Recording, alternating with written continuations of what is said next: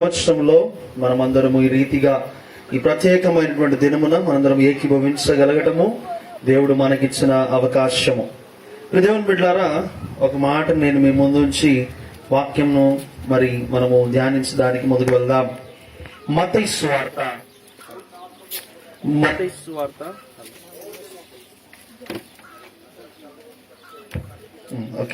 మత్తయి సువార్త 22వ అధ్యాయము. మత్తయి సువార్త 22వ అధ్యాయము 10వ వచనము మొదలుకొని 14వ వచనం వరకు ఉన్నటువంటి దేవుని వాక్య భాగమును మనందరము చదువుకుందాం.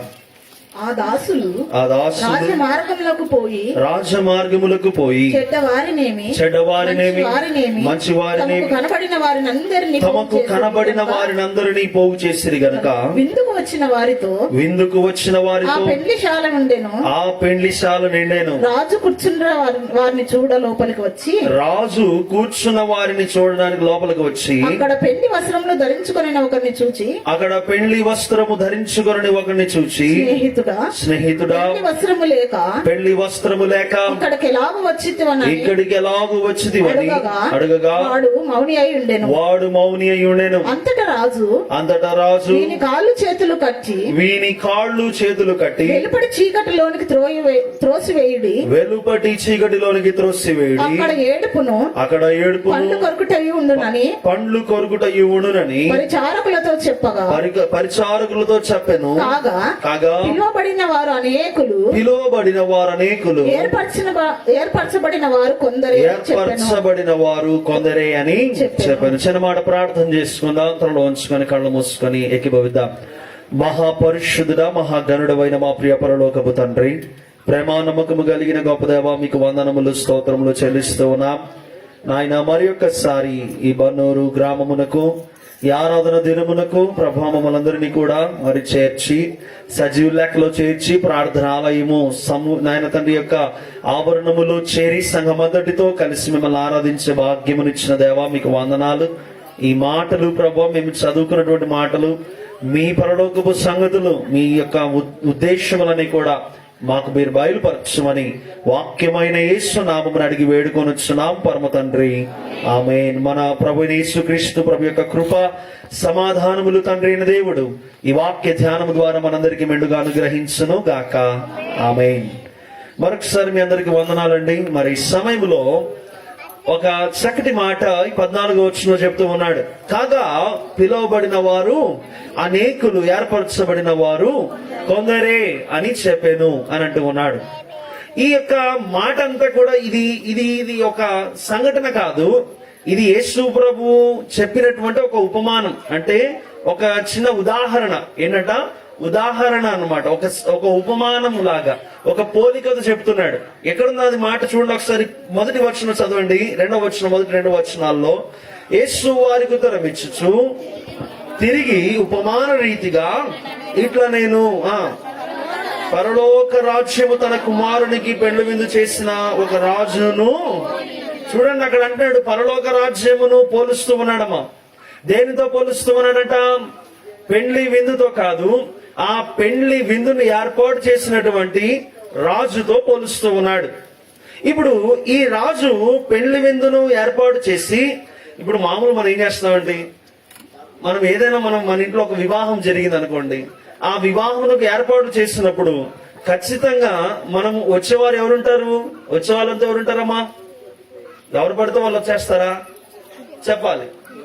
పిలువబడిన వారే వస్తారు. అర్థమవుతుంది కదా? ఆహ్వానం ఎవరికి అందుతుందో వాళ్ళు వస్తారు.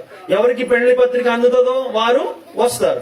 ఇదిగో మా కుమారుని పెళ్లి, మా బిడ్డ పెళ్లి, ఇదిగో మా అన్న పెళ్లి, మా తమ్ముని పెళ్లి, మా చెల్లి పెళ్లి అని ఇలా మనం ఏం చేస్తామంట, వాళ్ళని ఆహ్వానిస్తాము, వాళ్ళు వస్తారు. అంటే ఎవరు వస్తారు ఆ వేడుకకు? ఆహ్వానించబడిన వారు, పిలువబడిన వారు మాత్రమే అక్కడికి రావడానికి అవకాశం ఉన్నది. జాగ్రత్త వినండి నా మాటలు. ఏమంటున్నాను, మరలా చెప్తున్నాను ఈ మాట. ఆహ్వానించబడిన వారు, పిలువబడిన వారు మాత్రమే. ఆ మాత్రమే అనే పదము చాలా మనం పెద్ద అక్షరాలతో రాసుకోవాలి. వీళ్ళు మాత్రమే అక్కడ ఉంటారు. అందులో సపోజ్ ఇప్పుడు నేను అంటానండి, మనము ఒకవేళ ఇక్కడ ఒకవేళ పెద్ద నాయకుడు ఎవరైనా ఉన్నారనుకుందాం, ఈ మొత్తం జిల్లాకు ఒక పెద్ద నాయకుడు ఉండి, ఆ నాయకుని యొక్క వాళ్ళ ఇంట్లో ఏదైనా పెళ్లి జరిగింది అనుకుందాం. ఆ పెళ్లికి అందరం వెళ్ళిపోవడానికి లేదు, అన్లెస్ అండ్ అంటిల్ వాళ్ళు మనకంటూ ఒక పత్రిక, సపోజ్ ఈ ఊరికి ఒక పత్రిక, బన్నూరు గ్రామం నుంచి ఇదిగో మీ వాళ్ళందరికీ పత్రిక, మీ వాళ్ళందరికి పత్రిక అంటే మనం అందరం పోవడానికి కుదురుతుంది. అంతేకాని మన అందరి దగ్గరికి వెళ్ళిపోతామా? పోలేం. కరెక్టా కాదా? సపోజ్ ఇప్పుడు పెద్ద పెద్ద హీరోలు ఉన్నారు, ఆ పెద్ద పెద్ద హీరోలు వాళ్ళ ఇంట్లో పెళ్లి జరిగితే మనందరం పోతామా? పోము. ఎంత పెద్ద ఫ్యాన్ అయినా సరే పోవడానికి వీల్లేదు. కారణం ఏంటి? వాళ్ళకి ఏం దొరకాలంట? ఆహ్వానం దొరకాలి. చెప్పండి అందరూ, ఏం దొరకాలి? ఆహ్వానం ఉండాలి. ఆహ్వానం లేకపోతే మనకు అక్కడికి వెళ్ళడానికి అర్హత లేదు కదా. ఏంటంట? ఆహ్వానం ఏమనుగ్రహిస్తుంది, మనకి ఏమందిస్తుందట? అర్హత. చెప్పాలి, ఏముందట? నీవు ఆహ్వానించబడకపోతే నీకేం లేదమ్మా? అర్హత లేదు. నువ్వు ఊరికి అట్లా వెళ్ళిపోవడానికి లేదు. నేను మెగాస్టార్ ఫ్యాన్ అని చెప్పి నేను ఆయన కొడుకు పెళ్లికి నేను వెళ్ళిపోవడానికి లేదు. అర్థమవుతుందా లేదా? మనం ఆహ్వానించబడితేనే మనకేమొస్తుందంట? అర్హత. ఇప్పుడు పరలోక రాజ్యము కూడా అంటున్నాడు, ఒక విందుని ఏర్పాటు చేసినటువంటి ఆ రాజుకు సమానంగా పోలుస్తూ ఉన్నాడు దేవుడు. యేసు ప్రభు ఆ పోలికనిస్తూ ఉన్నాడు. పరలోక రాజ్యం ఎట్లాంటిది అంటే, తన యొక్క అక్కడ అన్నాడు చూడండి, తన కుమారునికి పెండ్లు విందు చేసినటువంటి ఒక రాజును పోలి ఉన్నది. ఇప్పుడు ఈ రాజు ఏం చేశాడంట? ఆ యొక్క పెండ్లి విందంతా ఏర్పాటు చేసి 3వ వచనంలో చూడండి, అక్కడ చదవండి ఎవరైనా. ఆ పెండ్లి విందునకు పిలువబడిన వారిని రప్పించుటకు అతడు తన దాసులను పంపినప్పుడు వారు రానొల్లక చూడండి, ఇప్పుడు మనం మన భాషను మాట్లాడుకుందాం. ఆహ్వానించడమే గొప్ప విషయం అంటే వీళ్ళు ఏం చేస్తున్నారంట? మేము రాములే అంటారంట. హెచ్చులు కాదు ఇవన్నీ. కరెక్టే కదా? మన భాషలో చెప్పాలంటే ఇది హెచ్చులే కదా. ఏం చాలా నీళ్ళుతున్నావు అంటారు మనం భాషలో. కరెక్టే కదా? ఇప్పుడు మనకు అర్హతనే లేదు. అర్హత ఎట్లొచ్చింది? ఆహ్వానాన్ని బట్టి అర్హత వచ్చింది.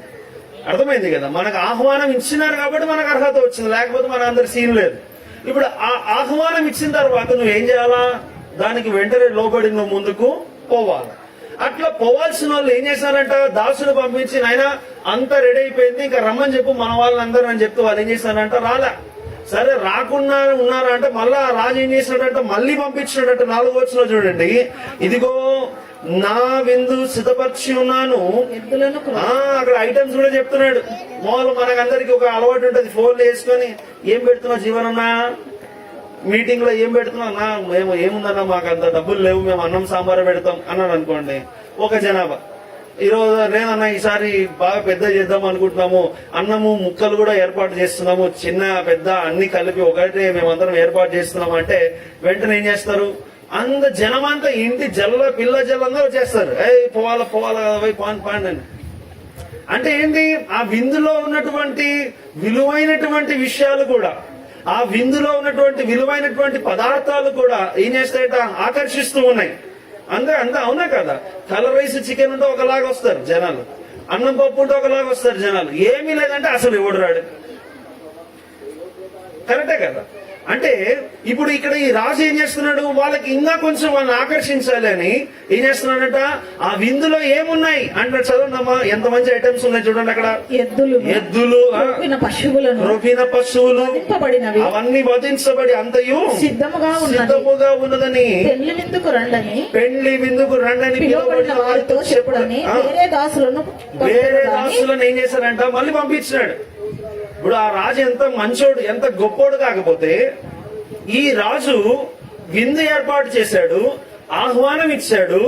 ఆహ్వానం ఇచ్చినటువంటి ఆయన మరలా వాళ్ళని రప్పించడానికి పంపిస్తూ ఉన్నాడు తన దాసులను. ఇదంతా మాట్లాడేసిన తర్వాత నేను అప్పుడు మొత్తం వాక్యం అంతా చెప్పేస్తా. ముందు అంతా ఉంటాయి అనమాట, అన్ని క్యారెక్టర్స్ ఇంట్రడక్షన్ అంతా అయిపోయిన తర్వాత ఆ స్టోరీ ఏందో మాట్లాడదాం మనం అప్పుడు. సో ఇప్పుడు మనకి ఇప్పుడు ఏం ఐడియా ఉంది? ఒక రాజు, ఎవరా రాజు? ఒక తన కుమారుడికి పెండ్లి విందును ఏర్పాటు చేసిన రాజును పోలి ఏంటంట? పరలోక రాజ్యం ఉంది అంటున్నాడు. ఇప్పుడు ఈ రాజు ఏం చేశాడంట? అందరిని ఎవరైతే ఆహ్వానించుకున్నాడో ఆహ్వానించిన వాళ్ళందరినీ పిలుస్తూ ఉన్నాడు. పిలవడానికి దాసులు పంపిస్తే వాళ్ళు రాము అని చెప్పేశారు. ఇంకోసారి మళ్ళీ అదో దీంట్లో ఇవున్నాయి అని అన్ని ప్రత్యేకతలన్నీ చెప్తే కూడా వాళ్ళు ఒక్కొక్కడు ఏం చేశాడంటమో, ఒకడేమో పొలానికి వెళ్ళిపోయాడు, ఒకడేమో తన వర్తకం అంటే వ్యాపారం చేసుకోవడానికి వెళ్ళిపోయాడు. తక్కిన వారు మిగిలిన వాళ్ళు ఏం చేసినారు చూడండి, ఇంకా ఎంత పనికి మాలలో చూడండి. ఈ దాసులు ఎవరైతే చెప్పడానికి వచ్చారో ఆ దాసులను ఏం చేశారంట, అవమానపరిచి చంపారు.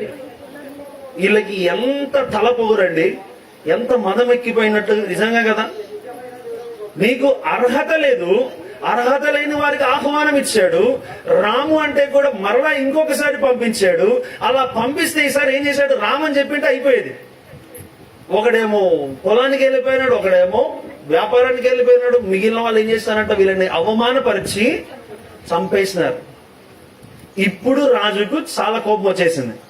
ఇప్పుడు ఏం చేసినాడంటే ఈ రాజు చూడండి, ఇప్పుడు ఒకసారి చూడండి 7వ వచనంలో. కాబట్టి రాజు కోపపడి తన దండ్లను పంపి ఆ నరహంతకులను సంహరించి వారి పట్టణమును ఏం చేశాడంట, రాజుకు అంత అధికారం ఉంది.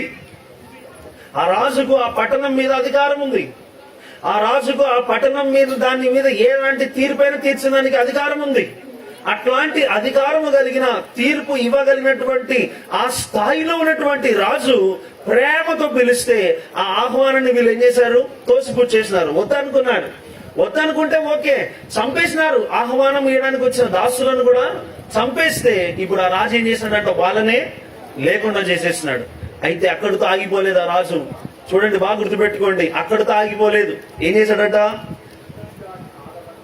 పెళ్లి విందు సిద్ధముంది, పెళ్లి విందు సిద్ధముగా ఉన్నది కానీ పిలువబడిన వారు ఏం కాదంటమ్మా, పాత్రులు కారు. వాళ్ళు అసలు పాత్రలు కాదు, వాళ్ళ యోగ్యత లేదు. ఆ కింద అంటాడు, గనుక రాజమార్గములకు పోయి నీకు కనబడిన వారినందరినీ పెళ్లి విందుకు పిలువుడని తన దాసులతో చెప్పాను.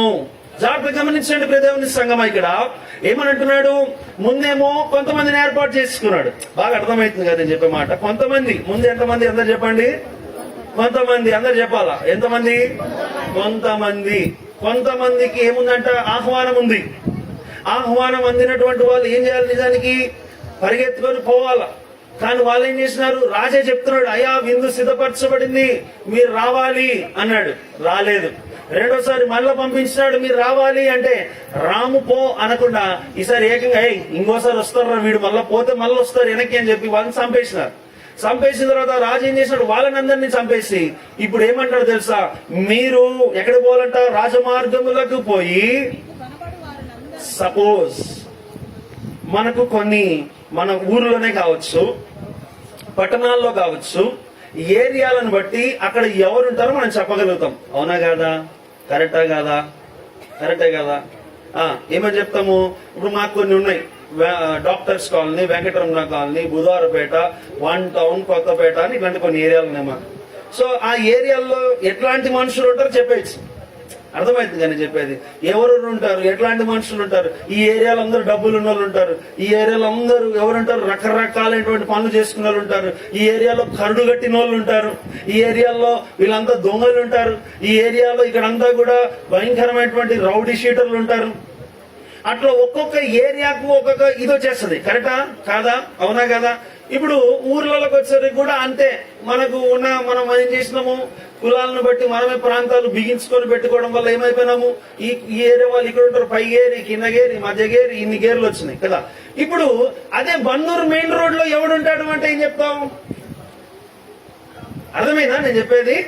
ఇప్పుడు ఫలాని కులం వాళ్ళు ఎక్కడ ఉంటారు అని చెప్పడానికి ఏరియాలు ఉన్నాయి, కానీ రాజమార్గం అంటే మెయిన్ రోడ్ లో ఎవరుంటారు? అందరూ ఉంటారు. చెప్పాలి, ఎవరుంటారమ్మా? బాగా చెప్పాలి, ఎవరుంటారు? అందరూ ఉంటారు. అక్కడ అన్ని కులాల వాళ్ళు ఉంటారు, అన్ని మతాల వాళ్ళు ఉంటారు, మంచోళ్ళు ఉంటారు, చెడ్డోళ్ళు ఉంటారు కదా, పునికోర్లు ఉంటారు, పరిశుద్ధులు ఉంటారు, అందరు ఉంటారు. ఎక్కడ? రాజమార్గములో. అందుకే అంటున్నాడు, ఏమంటాడు ఇప్పుడు ఆ రాజు, ఎక్కడికి పోమంటున్నాడమ్మా? రాజమార్గములలోకి పోండి. అక్కడ పోయి మీరు వాళ్ళందరినీ పిలుచుకరండి అంటే వాళ్ళందరూ ఏం చేస్తారంటే, ఇప్పుడు చదవండి 10వ వచనము. ఆ దాసులు రాజమార్గములకు పోయి చెడ్డవారినేమి. నేను ఇందాకేమన్నాను, ఆ మెయిన్ రోడ్ లో ఎవరైనా ఉండొచ్చు, మంచోడు ఉంటాడు, చెడ్డోడు ఉంటాడు. ఇప్పుడు అందుకే పిలుచుకొని పోయినారంట. వాళ్ళందరూ ఏం చేశారు, తమకు కనబడిన వారందరినీ పోగు చేసిరి గనుక విందుకు వచ్చిన వారితో ఆ విందుశాల ఏమైపోయిందంటమ్మా? నిండిపోయింది. సరే, విందుశాలకు వచ్చినారు. విందుశాలకు ఎవడు కనపడితే వాడిని పిలుచుకొని వచ్చినారు. ఎవడు కనపడితే వానికి పిలిపించారు. ఎవరైనా సరే వారికి పిలుపునిచ్చారు. బాగా వినండి, నా మాటలు విండి. మళ్ళీ రిపీట్ చేస్తున్నా అంటే మీరు ఈ మాటలు కరెక్ట్ గా నేను మళ్ళీ చెప్పే మాటలు వింటే మీరే ప్రసంగం అంతా చెప్పేస్తారు. నేను చెప్పాల్సిన పని కూడా ఇందులో దాగిన విషయాన్ని మీరే చెప్పేస్తారు డైరెక్ట్ గా. అన్న నువ్వు ఎందుకన్నావో తెలుసు ఈ మాట. ఏంటంట, రాజ మార్గములలోకి పోయి అందరినీ పిలుచుకురన్నామని చెప్తే వీళ్ళు అందరినీ పిలిచారు. పిలిస్తే చెడ్డోళ్ళు ఉన్నారు, మంచోళ్ళు ఉన్నారు, అందరినీ పిలిచారు. పిలిస్తే అందరూ వచ్చేసారు. వచ్చిన తర్వాత అయిపోయింది కదా, సీన్ అయిపోయింది కదా అనుకోవచ్చు మనం. అక్కడితో అయిపోయింది కదా కథ, అందరు వచ్చినారు ఇంకా తినడమే కదా అనుకుంటాం. కాదు, అక్కడ ఏం జరిగింది చదవండి, ఇప్పుడు చదవండి. అసలు ట్విస్ట్ ఇక్కడ ఉంది. రాజు కూర్చున్న వారిని చూడాలి. రాజు ఏం చేద్దాం అనుకుంటామా, అందరు వచ్చినారు కదా, అందరిని ఒకసారి చూద్దామని పోతే అక్కడ ఏమైందంట, అక్కడ పెళ్లి వస్త్రం ధరించుకొనని. బాగా చూడండి, ఇక్కడ బాగా వినండి నా మాట. పెళ్లి వస్త్రము ధరించుకోకుండా ఉన్న ఒక్క వ్యక్తి దగ్గరికి చూసి అక్కడ పోయినాడు. రాజు అడుగుతున్నాడు అంటే ఎంత మంచి అడుగుతున్నాడు అంటే, స్నేహితుడా పెళ్లి వస్త్రము లేక ఇక్కడికి ఎలాగూ వచ్చితివని మనం అడగగా వాడు మౌని అయి. ఆ తర్వాత ఏం చేశాడు రాజు? అంతవరకు ఏమని పిలుస్తున్నాడు? స్నేహితుడా. అందరు చెప్పండి, ఏమని పిలుస్తున్నాడు? మీరు చెప్పండి, ఏమని పిలుస్తున్నాడు? స్నేహితుడా, మై డియర్ ఫ్రెండ్ అన్నాడు. ఇప్పుడు నెక్స్ట్ అంత ప్రేమగా పిలిచిన ఆయన మనం ఏమంటాం? ఇప్పుడు అక్కడ ఉన్నటువంటి వ్యక్తి అనుకున్నాడు, మౌనంగా ఉన్నాడు. పెళ్లి వస్త్రం ఏమైంది చెప్పకున్నాడు, మౌనంగా ఉన్నాడు, నోరు మూసుకున్నాడు. ఇప్పుడు నెక్స్ట్ ఏం చేశాడంట, నాయన ఒకటి తెచ్చేయండి నల్లా. ఏమన్నాడు చెప్పండి? అంతటా ఆ రాజు ఏం చేశాడంటమ్మా, వీని కాళ్ళు చేతులు కట్టి. ఇప్పుడు ఇంతకుముందు ఏమన్నాడు? స్నేహితుడా అంటే ఇప్పుడు ఏమన్నాడు? వీడిని ఫస్ట్ కాలు చేతులు కట్టి పడేసేయండి. ఎక్కడ పడేయాలంట? చీకటిలో పడేయండి. అక్కడ ఏముంటది? ఏడుపును పండ్లు కొరుకుటయు ఉండునని పరిచారకులతో చెప్పాను కదా. పరిచారకులతో చెప్పాను. ఇప్పుడు ఇదంతా ఒక స్టోరీ లైన్ అనుకుంటే, ఇప్పుడు మెయిన్ కథలోకి మనం పోదాం. ఏందిరా అంటే, మొదట ఇక్కడ ఉన్నటువంటి ఆహ్వానించబడినటువంటి వారు ఎవరైతే ఉన్నారో ఏమని అన్నాడు? ఎవరంట? రాజు దేనికి సాదృశ్యంగా ఉన్నాడు? దేనికి పోలుస్తున్నారు ఆ రాజును? పరలోక రాజ్యముతో పోలుస్తూ ఉన్నారు. ఈ పరలోక రాజ్యమునకు చేర్చబడడానికి మొదట ఎవరికి ఉండిందంట అర్హత? కొంతమందికే. చెప్పండి ఎంతమందికి? కొంతమందికి. అబ్రహాముకు పుట్టినటువంటి వారందరికీ. అబ్రహాముకు ఎవరు పుట్టారు చెప్పాలి? అబ్రహాముకి ఎవరు పుట్టారు? గట్టిగా. ఇస్సాకుకి ఎవరు పుట్టారు? యాకోబు. యాకోబును పెట్టుకుందాం. ఏషావు వెళ్ళిపోయినాడు కదా, వద్దనుకోని. యాకోబు సంతానము ఎంతమంది? ఎన్ని గోత్రికులు? 12 గోత్రికులు. అంటే దేవుడు ఏర్పాటు చేసినటువంటి, జాగ్రత్త గుర్తు పెట్టుకోండి, దేవుడు పరలోక రాజ్యమునకు మరి అనగా ఆయన ప్రజలుగా నియమించుకున్నటువంటి వ్యక్తులు ఎంతమంది ఉన్నారంట? కొంతమంది. అబ్రహాము తప్ప భూమి మీద మనుషులు లేరా? ఉన్నారా లేదా? అబ్రహాము తప్ప అందరూ ఉన్నారు, చాలా మంది ఉన్నారు. యాకోబు సంతతి తప్ప ఇంకా భూమి మీద మనుషులు లేరా? ఉన్నారు మనుషులందరూ. కాకపోతే ఏమైంది? వారే ఏర్పరచబడిన జనముగా, వారే దేవుని ప్రజలుగా, వారే దేవుని సొత్తైన ప్రజలుగా ఉన్నారు. వారే దేవుని ప్రజలు. మిగతా వాళ్ళ పరిస్థితి ఏంది సార్ అంటే, మిగతా వాళ్ళు తల ఒక దిక్కులో ఉన్నారు. ఆ తల ఒక దిక్కులో ఒకడు రాయిని ఎత్తుకున్నాడు, ఒకడు ఒక చెట్టును ఎత్తుకున్నాడు, ఇంకొక దాన్ని ఎత్తుకున్నాడు, ఇంకొకడు మనిషినే ఎత్తుకున్నాడు. ఎత్తుకుని ఏం చేసినాడు? ఎవరు ఏదో ఒక దేవుడు ఏదో ఒకటి అన్నట్లుగా ఉన్నాడు. ఇప్పుడు జాగ్రత్త గమనించండి ఈ మాట. మనుషులందరిలో దేవుడు ఏర్పాటు చేసుకున్నటువంటి వంశము ఆ యూదా జాతి వంశము. ఆ యూదా జాతి వంశమునకు ఇవ్వబడినటువంటి పిలుపే రక్షణ పిలుపు. ఈ రక్షణ పిలుపు ఇవ్వడానికి యేసు ప్రభు వచ్చాడు ఈ లోకానికి, నిజానికి చెప్పాలి అంటే. కానీ ఏం జరిగింది? వీళ్ళందరూ ఏం చేశారంటే, యేసయ్యను మాకు కావాలన్నారు, వద్దన్నారు. యూదులు ఏం చేశారు? వాళ్ళే వద్దన్నారు. మాకు వద్దు ఈ మెస్సయ్య, మాకు వద్దు ఈ రక్షకుడు. అందుకే మత్తయి సువార్త 1వ అధ్యాయంలో 21, 22 వచనాలు మీరు గమనిస్తే క్రిస్మస్ మాసంలో మాట్లాడే మాట ఇది. ఆయనే తన ప్రజలను వారి పాపముల నుండి రక్షించును, అందుకే ఈయనకి యేసు అని పేరు పెడతావు అని అంటాడు గబ్రియేలు దేవదూత యోసేపుతో. జాగ్రత్త గమనించండి ప్రియ స్నేహితులారా, యేసు ప్రభువు ఆయన రక్షణ పిలుపును తీసుకొని వచ్చాడు. ఆ రక్షణ పిలుపును తీసుకొని ఇదిగో పరలోక రాజ్యం సమీపముగా ఉన్నది, మారు మనస్సు పొంది బాప్తిస్మము పొందండి అని ఎవరితో మాట్లాడుతున్నాడు? ఈ మాట అంతా తప్పిపోయినటువంటి ఇశ్రాయేలులతో మాట్లాడుతూ ఉంటే, ఇశ్రాయేలులు ఏం చేశారంట? ఆ పిలుపును అందరూ కూడా విస్మరించారు.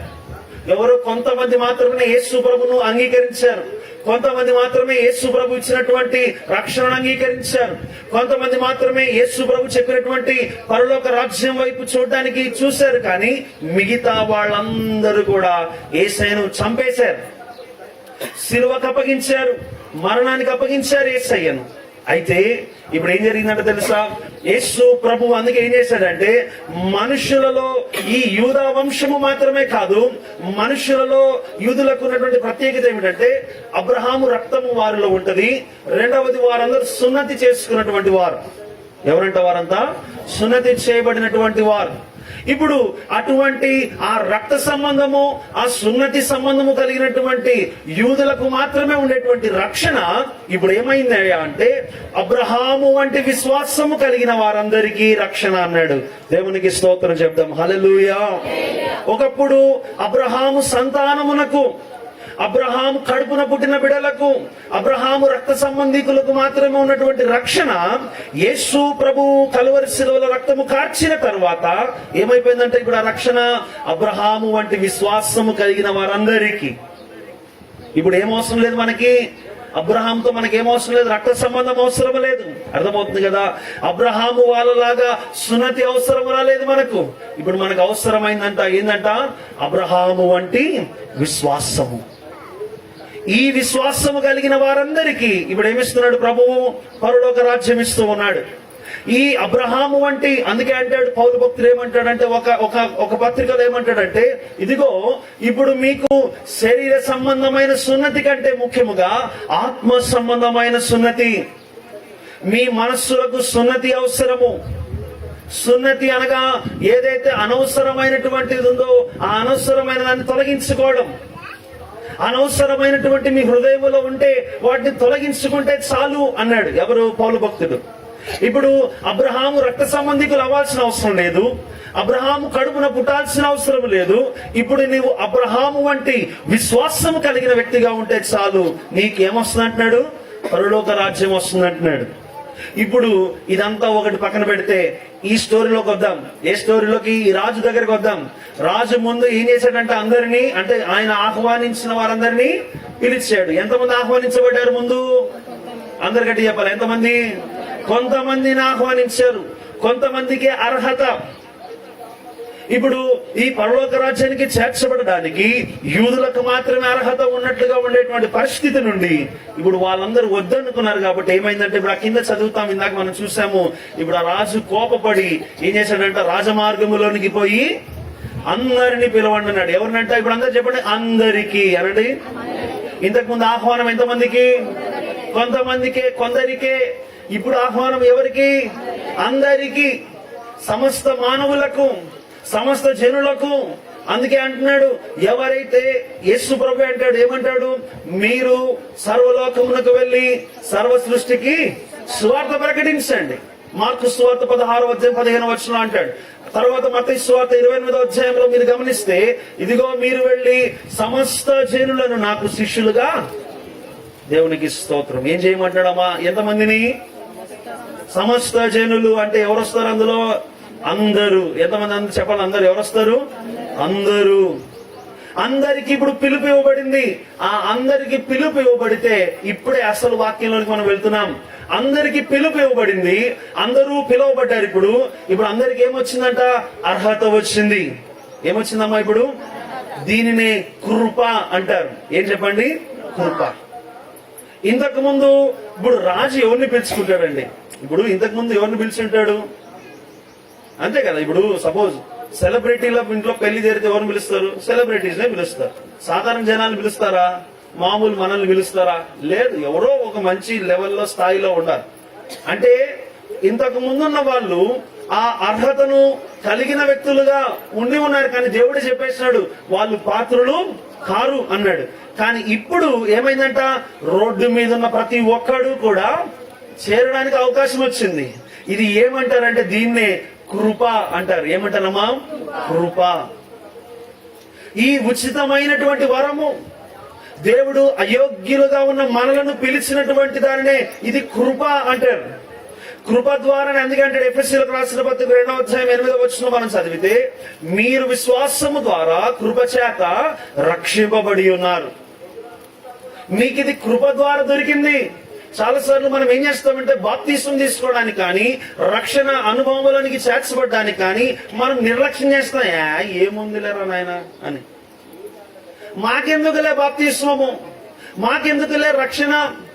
మరి ముఖ్యంగా క్రైస్తవులుగా పుట్టిన వారికి, క్రైస్తవులకి ఎవడు పుట్టాడు? బాగా గుర్తుపెట్టుకోండి నా మాట వినండి, నా వైపు చూడండి. క్రైస్తవులకి ఎవడు పుట్టాడు? అర్థమవుతుంది కదా? నీవు నేను మన తల్లి కడుపులో పుట్టింటాం. మన తల్లి కడుపులో వాళ్ళ కడుపులో మనం పుట్టింటాం, వారి కుటుంబంలో పుట్టింటాం. కానీ క్రైస్తవునిగా ఒకడు పుట్టాలి అంటే వారు క్రీస్తును రక్షకునిగా అంగీకరించిన వారైతేనే క్రైస్తవులుగా పుట్టినట్లు. అర్థమవుతుంది కదా? అర్థమైంది కదా? నువ్వు అంతవరకు నీవేంది తెలుసా? నీ కులమేనా? ఆ కులం అంతే. అర్థమైంది కదా? క్రైస్తవుల కులం లేదు. ఏం లేదంట? క్రైస్తవులకు ఏం లేదు? కులము లేదు. నువ్వు క్రైస్తవునిగా పుట్టినావంటే ఏదో పలాని కులంలో పుడితే మీరు క్రైస్తవులు కదా, ఆ కులమే అంటారు. కాదు, పనికి మాలినోడు, అట్లా కాదు. క్రైస్తవులు అనేవాడు ఎవడు అంటే క్రీస్తును రక్షకునిగా అంగీకరించి యేసు ప్రభు రక్తములో తమ పాపములు కడిగి వేసుకొని పశ్చాత్తాపడి మారు మనసు అనుభవం పొంది యేసు ప్రభు నా రక్షకుడని ఒప్పుకున్నవాడే క్రైస్తవుడు. వాడు క్రైస్తవుడు. అర్థమైంది కదా? ఇప్పుడు ఎవరైతే ఇంకా రక్షింపబడలేదో, ఎవరైతే ఇంకా బాప్తిస్మం పొందుకోలేదో, ఎవరైతే యేసు ప్రభువును తమ సొంత రక్షకునిగా అంగీకరించలేదో, నువ్వు బహుశా ఏదో ఒక తక్కువ కులములో, ఒక కుటుంబంలో మీ నాయనలు చర్చికి పోతున్నారు కానీ నువ్వు ఆ కుటుంబంలో పుట్టినంత మాత్రం నువ్వు క్రైస్తవుడు అయిపోవు. వాడు పరలోక రాజ్యానికి చేర్చబడడు. మా జైనాయనల కాడి నుంచి చర్చికి పోతున్నారు కాబట్టి నన్ను పరలోక రాజ్యానికి ఎవరు అనుమతించరు. నేను క్రైస్తవుడిగా పుట్టాలి అంటే నేను క్రీస్తు నాలో జన్మించాలి. దేవునికి స్తోత్రం, హల్లెలూయా. ఇప్పుడు ఈ రాజు పిలుపునిస్తున్నాడు ఎవరికి? అందరికి. ఇంతకు ముందు ఒక అర్హత కలిగి, ఇదిగో అబ్రహాము పిల్లలు, ఆ పిల్లల పిల్లలు, ఆ తరతరాలు, ఇంకా వాళ్లే. అట్లాంటిది ఇప్పుడు ఏంటంట? కృప అని ఇచ్చేసి ఏం చేసినాడు? ఇప్పుడు అందరిని పిలుచుకోండి అన్నాడు. అందరిని పిలిస్తే ఏం చేసినాడు తెలుసా? మనలాగే అందరు విన్నారు. భలే చెప్తున్నాడు జీవనన్న, భలే చెప్తున్నాడు, వారం వాక్యం బాగా చెప్తున్నాడు. సరే ఇక్కడ ఏదో పరలోక రాజ్యం ఉంటుందంట, పోయి చూద్దాం పదా అని చెప్పి ఏం చేసినాడంట అంటే, ఇప్పుడు సపోజ్ ఇప్పుడు నేనే ఉన్నాను, మన ఇంట్లో ఇక్కడ ఎవరన్నా మనం పెళ్లి చేసేటప్పుడు నలుగేసినప్పుడు ఏం చేస్తాం? మామూలుగా మన వాళ్ళని పిలుచుకున్నా మనం ఏం చేస్తాం? చుట్టుపక్కల వాళ్ళందరినీ పిలుస్తాం. అంటే ఎట్లా? వదినే మా ఇంట్లో నలుగేస్తాం, అక్క మా ఇంట్లో నలుగేస్తాం అంటారా? అంటాం కదా. వాళ్ళు పాపం బిందెలు పట్టుకుంటున్నారు అనుకుందాం, బిందెలు నీళ్లు పట్టుకుంటున్నారు, ఇంకొకరు పేడ అల్లుకుంటున్నారు, ఇంకొకరు కష్టం ఉడ్చుకుంటున్నారు. మీరు వాళ్ళందరికీ చెప్తే వాళ్ళు ఏం చేస్తారు? చీపురు పడేసి పరిగెత్తుకుని వస్తారా? నేను చెప్పేది బాగా వినండి, నేను మనకు అర్థమయ్యే స్థాయిలోనే మాట్లాడతా. చీపురు వదిలేసి వస్తారా? నీళ్లు బిందెలు వదిలేసి వస్తారా? ఎట్ట బతుకున్నట్టు వస్తారా? ఏం చేస్తారమ్మా? ముందు ఇంటికి పోయి ఏమన్నా రెడీ అయ్యి వస్తారు కదా. ఏమేస్తారంట? అట్టే రారు కదా ఎవరు. ఇప్పుడు అక్కడ కూడా అంటే వారిని పిలిచారు, అందరికీ పిలుపునిచ్చారు. చెడ్డోళ్ళకేమి మంచోళ్ళకేమి అందరికీ చెప్తున్నాడు, ప్రయాసపడి భారము మోయించిన సమస్త జనులారా నా యుద్ధకు రండి, నేను మీకు విశ్రాంతిని కలుగజేస్తాను అని చెప్పాడు యేసయ్య. ఈ మాటలన్నీ కూడా అందరికీ సువార్తను ప్రకటిస్తూ ఉన్నారు. అయితే ఇందాకేమన్నా నేను, మా తాత వాళ్ళు చర్చికి పోతారు, వాళ్ళ ఇంట్లో నేను పుట్టినా కాబట్టి నేను క్రైస్తవుడిని అయిపోను. మా నాయన చర్చికి పోతాడు, నేను మా నాయన ఇంట్లో వాళ్ళ కడుపులో పుట్టినా కాబట్టి నేను క్రైస్తవుడను అయిపోనంతే. ఆ కులంలో, ఆ వ్యక్తి దగ్గర, ఆ ఊర్లో పుట్టింటానంతే. కానీ నిజంగా దేవుని కుమారుడిగా, క్రైస్తవునిగా నేను ఎప్పుడవుతానంటే యేసు ప్రభువే నా రక్షకుడని ఒప్పుకొని హృదయమందు విశ్వసించి నోటితో ఒప్పుకొని నా పాపములన్నిటినీ ఆయన శిలువ పైన మోసాడు, ఇకను నేను పాపము చేయను అని తీర్మానం తీసుకొని ఎవరైతే బాప్తిస్మము తీసుకుంటారో దైవజనుని ద్వారా తండ్రి కుమార పరిశుద్ధాత్మ త్రియేక దేవుని నామమున బాప్తిస్మం ఎవరైతే తీసుకొని ఉంటారో వారు మాత్రమే ఏమని పిలువబడతారు? క్రైస్తవులని పిలువబడతారు. అంతవరకు నువ్వు నీ దృష్టిలో క్రైస్తవులు అంటే మనకి ఈ లోకములు అందరూ ఒకటే. ఏమంటారంటే మీరు క్రిస్టియన్స్ కదా, తెలుసులే మీరేందో అంటారు. వాళ్ళు అంటారేమో కానీ యేసుప్రభు మాత్రం నువ్వు క్రిస్టియన్ అనేది యేసుప్రభుకి తెలుసు. నువ్వు ఎప్పుడైతే ఒక క్రిస్టియన్ అనేది కరెక్ట్ గా ఎవరికి తెలుసు? యేసయ్యకి తెలుసు. పరలోకంలో ఉన్నటువంటి వారందరికీ తెలుసు నువ్వు ఎప్పుడు క్రిస్టియన్ అవుతావో. ఇప్పుడు ఈ వ్యక్తి ఏం చేశాడంటే ఒకడు అందరితో పాటు దాక్కుంటూ చేసినాడు. మొత్తానికి ఏం చేసినాడు చూడండి, ఏం చేసినాడంట ఎట్టున్నాడు అట్లే వచ్చేసినాడు. బాగా గుర్తు పెట్టుకోండి, పిలుపు ఇవ్వబడింది అందరికీ కదా. పిలుపు ఏమో అందరికీ కృప ద్వారా ఇవ్వబడింది. పిలుపు ఇవ్వబడిన ప్రతి ఒక్కళ్ళు కూడా వాళ్ళందరూ వచ్చారు కరెక్టే, కానీ మధ్యలో ఒకటి మనకు చెప్పలేదు అక్కడ. కానీ రాజు వచ్చి చెప్తున్నాడు మనకి, ఏమని చెప్తున్నాడు? నాయనా నా స్నేహితుడా, పెండ్లి వస్త్రము వేసుకోకుండా నువ్వు ఎట్లా వచ్చినావు అని అడిగినాడు. అంటే వీళ్ళందరూ మిగతా వాళ్ళందరూ ఏం చేసినారనా? అర్థమైంది కదా మీకు? అర్థమైందా సీన్ ఏం జరిగిందా? ఊరు మందిరంలో పిలిచినా కూడా వాళ్ళందరూ వచ్చేలా. నేను ఇందాకేమన్నా మీ ఇంట్లో శుభకార్యం ఉందని చెప్పి మీ వదిన అక్కలందరినీ పిలిచినా వాళ్ళందరూ రారు. 2 పనులు చేస్తారు. నాతో పాటు చెప్పండి, ఎన్ని పనులు? 2 పనులు. అందులో మొదటి పని శుద్ధి చేసుకుంటారు. ఏం చేసుకుంటారంట? శుద్ధి. కడగబడతారు. వారు కాలు చేతులు కడుక్కుంటారు కనీసము, అవునా కదా? కాలు చేతులు కడుక్కొని స్నానాలు చేసి వాయమ్మ 4 గంటలు పోవాలా అని చెప్పి ఏం చేస్తారు? కాలు చేతులు కడుక్కొని శుద్ధి చేసుకొని శుభ్రం చేసుకొని ముందు వాళ్ళు శుద్ధి చేసుకుంటారు. అట్లాగే మనము కూడా పరలోక రాజ్యం నుండి పిలుపు వచ్చింది కదా. ప్రయాసపడి భారము మోయించిన సమస్త జనులారా నా యుద్ధకు రండి అని యేసయ్య పిలిచాడు కదా. యేసు ప్రభు నీకు రక్షణ ఉచితంగా ఇస్తాను అని చెప్పాడు కదా. నీ పాపములకు ప్రతిగా నేను నీకు క్షమాపణ ఇస్తాను, నీకు పరలోకాన్ని ఇస్తానని యేసయ్య చెప్పాడు కదా అని చెప్పి నువ్వు ఊరికే అట్లా చర్చిలోకి వచ్చి ప్రార్థనాలయంలో కూర్చున్నంత మాత్రం పరలోకానికి పోవు. జీవనతో రోజు బండి మీద తిరిగినంత మాత్రం పరలోకానికి పోవు.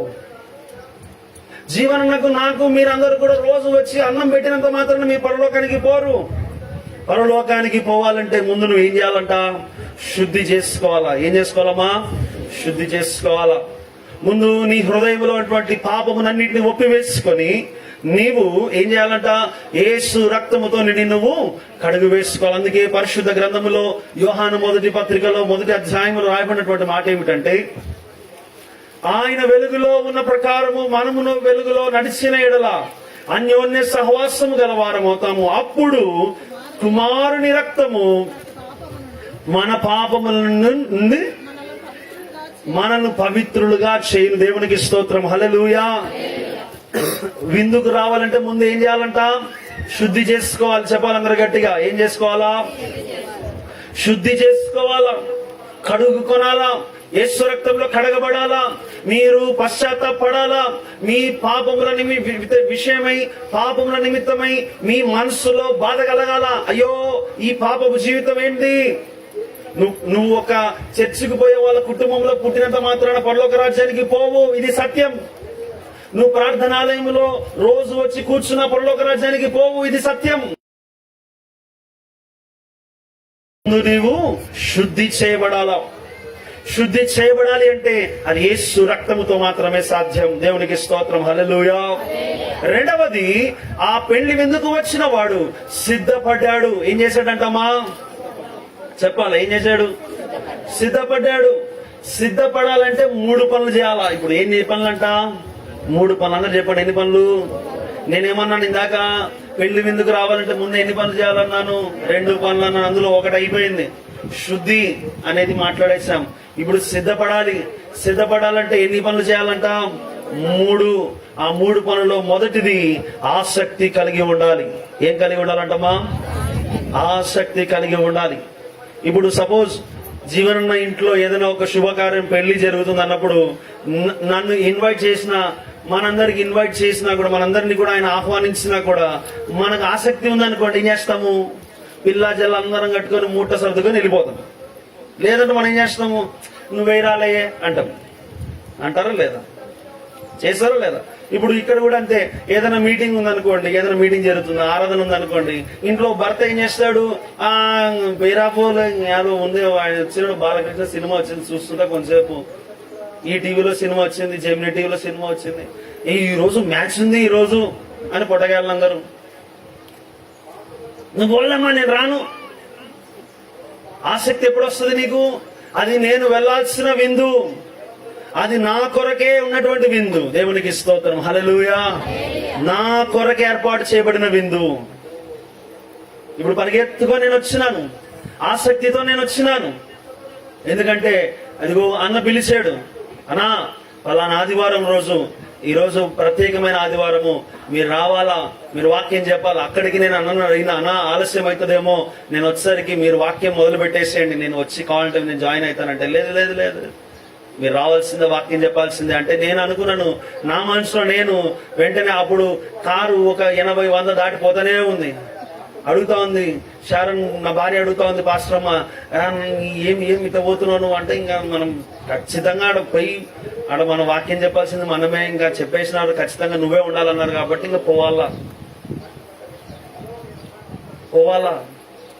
ఒకవేళ బహుశా అన్నా మీరు వాక్యం చెప్పేసేయండి, నేను మధ్యలో జాయిన్ అవుతా అంటే ఖచ్చితంగా నేను ఇంకొక 20 నిమిషాలైనా నాకు లేట్ అయ్యేదేమో, ఆరాంసే వస్తుండేనేమో. ఎందుకు? సరే ఆడ పని లేదు కదా మనకేం పెద్దగా, అర్థమైంది కదా, పని లేదు కదా పెద్దగా. మధ్యలో 40 నిమిషాల వాక్యంలో మధ్యలో ఎప్పుడో ఒకసారి అట్లా దూరి మరసంగా వచ్చి కూర్చుంటే తదుపరి కార్యక్రమంలో ఉండొచ్చు కదా. ఈరోజు మన జీవితాల్లో కూడా అంతే. ఆసక్తి ఏముండాలంటమ్మా? సిద్ధపాట్లు ఉండాలంటే ఏముండాలి? ఆసక్తి ఉండాలి. దేవుని రాజ్యం పట్ల ఆసక్తి ఉండాలి, దేవుని సన్నిధి పట్ల ఆసక్తి ఉండాలి, దేవుని కార్యాల పట్ల ఆసక్తి ఉండాలి, దేవుని వాక్యం పట్ల ఆసక్తి ఉండాలి, దేవుని ప్రార్థించుట విషయంలో ఆసక్తి ఉండాలి, దేవునికి ఇచ్చే విషయంలో ఆసక్తి నీకు ఉండాలి. మామూలు మనం కొంతమందికి ఒక అలవాటు ఉంటుంది, చదివింపులు మాట ఎంతమంది తెలుసు కదా? చదివింపులు తెలుసు కదా? ఏం చేస్తారు? 116, 2116, 1116 కదా, 16 రూపాయలకి ఏరుకొని వస్తాం మనం, ఏడలేని చిల్లరంతా. అది ఏం లెక్కనో మనకు తెలియదు. మొత్తానికి అయితే ఆ మాట 1116, 2116 అని ఏదో తెస్తాం. సో ఇప్పుడు ఏంటంట, ఎప్పుడుంటది ఇదంతా కూడా మనకు ఆసక్తి ఉన్నప్పుడు, మన వాళ్ళదే అన్నప్పుడు, మనకి ఎంత చేసినారబ్బా, వెంటనే అంటది భార్య భర్తతో, అబ్బా వాళ్ళు మనకి ఎంత సాయం చేసినారు అన్నోళ్ళు, మనతో మనల్ని ఎంత ప్రేమిస్తారు, మన పిల్లల్ని ఎంత ప్రేమిస్తారు, కాబట్టి బాగా మనం మంచిగా పెట్టాలా అంటేనే అది 116 కాస్త ఏమవుతుంది, 5116 కూడా అవుతుంది. అట్లాగే ఇప్పుడు దేవుని సన్నిధిలో నువ్వు విత్తేటువంటి కానుకలు, అర్పణలు కూడా అంతే. నువ్వు అర్పణ వేసే సమయంలో నీ దృష్టికి నీకు జీవనన్న కుటుంబము, జీవనన్న ప్రార్థనాలే మాత్రమే కనబడుతూ ఉంటే నీకు ఆసక్తి ఉండదు. నీకు కనబడాల్సింది ఏంటంటే, ఇది దేవుని రాజ్యము కొరకు నేను విప్పుతున్నటువంటి గుప్పిలి, ఇది దేవుని రాజ్యములో లెక్క చేయబడుతుంది. నేను వేసే అర్పణ దేవుని రాజ్యములో లెక్క చేయబడుతుంది. మా మందిరంలో మేము ఎప్పుడు కూడా లెక్కలు వేసుకోవాలా, కానుకలు ఎవరు ఎంత ఇస్తున్నారు, ఏం చేస్తున్నారు అని లెక్కలు వేసుకోవాలా. 7 ఏళ్లలో ఎప్పుడు ఎవరికి పలానోళ్ళు ఇంత కానుకిస్తారని కూడా ఎప్పుడు చెప్పాలా. 1000 కానుకలు ఇచ్చినా కూడా చెప్పుకోవాలా. ఎప్పుడు మేము వాళ్ళు ఇచ్చేవాళ్ళు కూడా ఏమంటారంటే, సని ఇది చేసే దేవుని కోసము, దేవుడు చూస్తున్నాడు, మాకు ఆశీర్వాదం దేవుడు ఇస్తున్నాడు అంటారు. 1000 పెద్ద కార్యక్రమం. మీరు ఎంతమంది వచ్చారు మన నవంబర్లో మీటింగ్స్ కి వచ్చినారా? ఆ 2 రోజులకు గాను 2 లక్షల పైన ఖర్చు, 2.5 లక్షల దగ్గర. ఎక్కడి నుంచి వచ్చింటాయి అర్పణలు?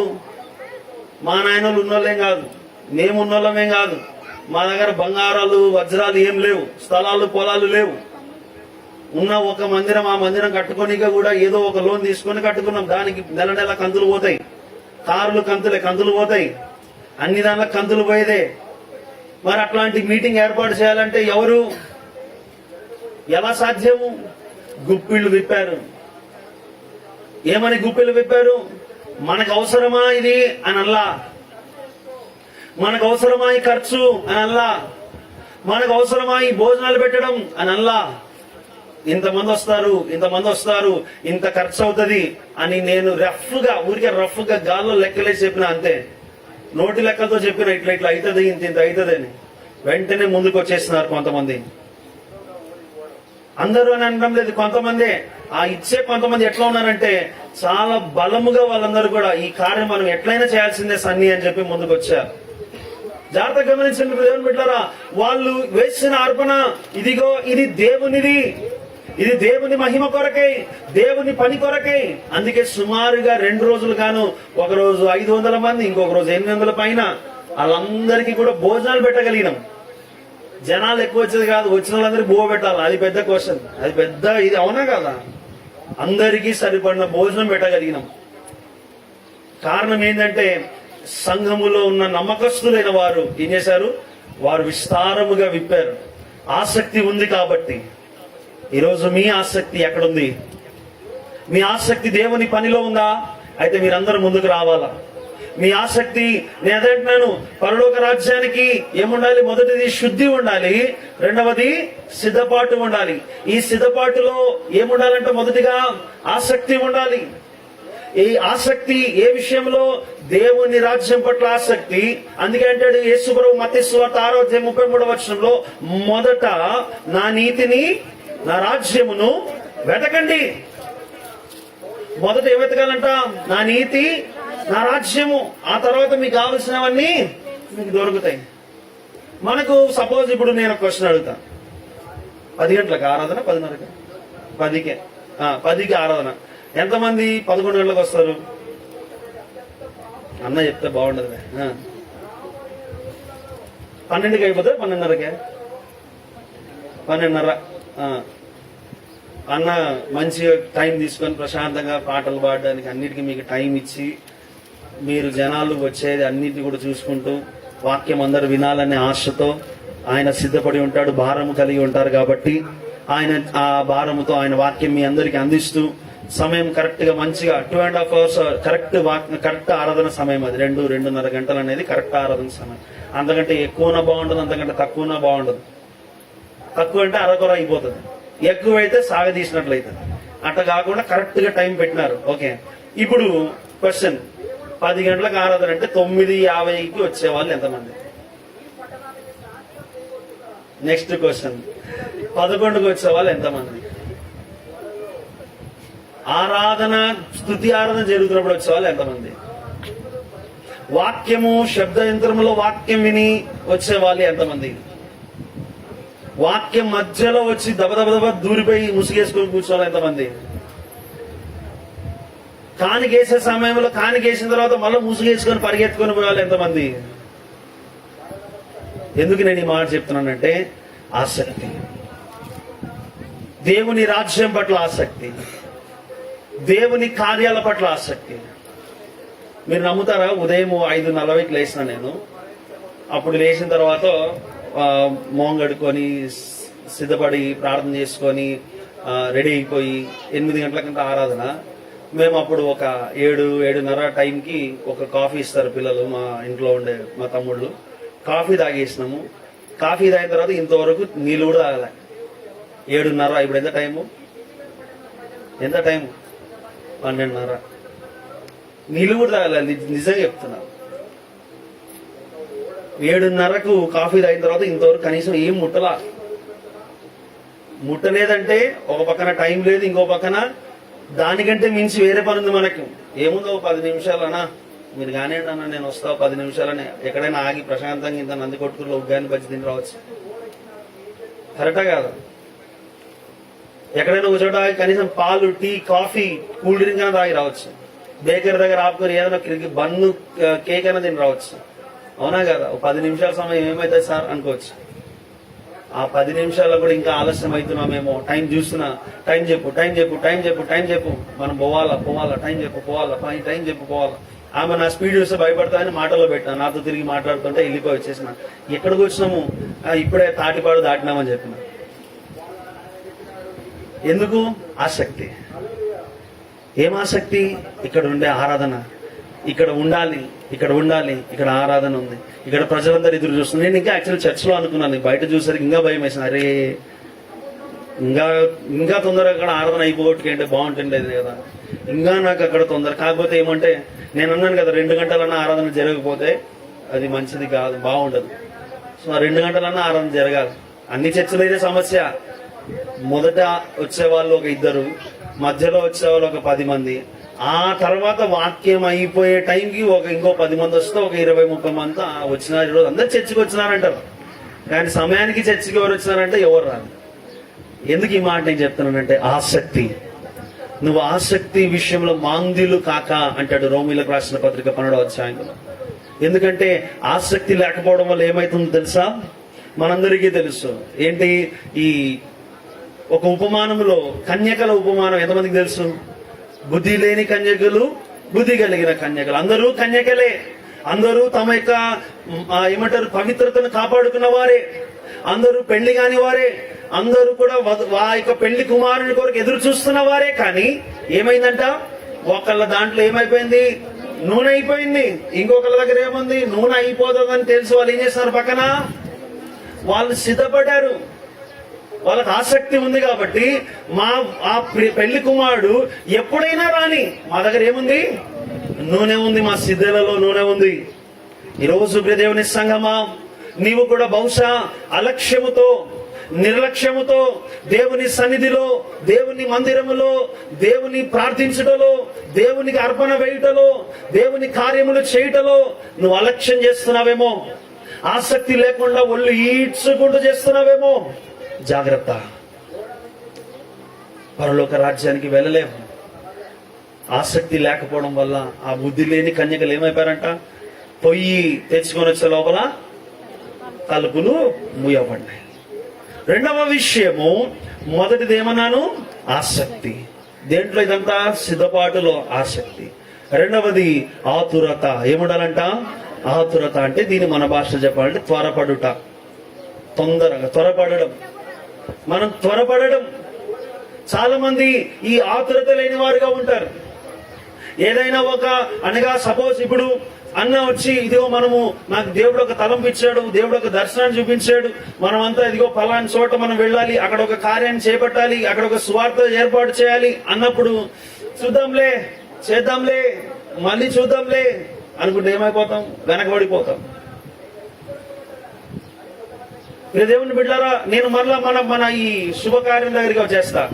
సపోజ్ ఇప్పుడు మన వాళ్ళదే అనుకోండి, మన వాళ్ళదే ఫంక్షన్ ఉంది అనుకోండి, మన ఇంట్లో వాళ్ళది అనుకోండి, మనం ఏం చేస్తాం? వెంటనే అందరినీ రైట్ పరిగెత్తుపోయి తొందరగా పోవాలా? మనం ఇంట్లో మనమే ముందు లేకుండా ఎట్టా అంటారా లేదా? అన్నారా లేదా? ఎంతమంది అని ఉంటారు? అన్నారా లేదా? అందరూ అంటాం. మనం ఇంట్లో మనం తొందర లేకుండా ఎట్లా అంటారా లేదా? ఇప్పుడు ఆ ప్రభు ఏర్పాటు చేసినటువంటి పరలోక రాజ్యానికి కూడా చేరడానికి త్వరపడాలి. నువ్వు రక్షింపబడ్డానికి త్వరపడాలి, బాప్తిసం తీసుకోవడానికి త్వరపడాలి, దేవుని యొక్క సన్నిధిలో కనిపెట్టుకొని ఆయన ఆత్మ చేత నింపబడడానికి నువ్వు త్వరపడాలి, నువ్వు దేవుని పనిలో వాడబడడానికి త్వరపడాలి. యెషయా ప్రవక్త దేవుని యొక్క ఆ యొక్క మహామహిమను చూశాడు. ఆ పరలోకములో దేవదూతల యొక్క గాన ప్రతిగానములతో సైన్యములకు అధిపతి యెహోవా పరిశుద్ధుడు, పరిశుద్ధుడు, పరిశుద్ధుడు సర్వలోకమును ఆయన మహిమతో నిండి ఉన్నదన్న ఆ మాటను చూసి, ఆ అనుభవాన్ని చూసినటువంటి యెషయా భయపడిపోయాడు. వెంటనే యెషయాతో మాట్లాడుతున్నాడు. దేవుడు అంటున్నాడు, ఎవరిని పంపించాలయ్యా? ఏమన్నాడు యెషయా అప్పుడు? ఏమన్నాడు? నేనున్నా, నన్ను పంపు. అర్థమైంది కదా? యేసు ప్రభు కూడా అదే పిలుపునిచ్చాడు. కోత ఎంతో విస్తారముగా ఉన్నది కానీ కోతకు పనివారు కొదువైపోయినారు కనుక ప్రార్థన చేయండి, పనివారి కొరకు ప్రార్థన చేయండి. పనివారంటే ఎవరు సార్? పనివారంటే ఎవరు? సపోజ్ జీవనన్న ఎంతమందిని రీచ్ కాగలుగుతాడు? ఎంతమందిని చేరుకోగలుగుతాడు? మీ ఇళ్ళల్లోనే అందరి దగ్గరికి చేరుకోలేము మేము. కరెక్టా కదా? చాలా మంది ఎట్లుంటారు? భర్తలు మారకుండా ఉంటారు, భార్యలు మారి వచ్చి ఉంటారు, పిల్లలు మారకుండా ఉండింటారు, తల్లులు వచ్చి ఉంటారు. ఆ పిల్లల దగ్గరికి, ఆ భర్తల దగ్గరికి, ఆ అత్తల దగ్గరికి, మామల దగ్గరికి ఎవరు పోలేము? మేము పోలేము. అర్థమవుతుంది కదా? మేము పోలేము. మేము ఏం చేయగలుగుతాము?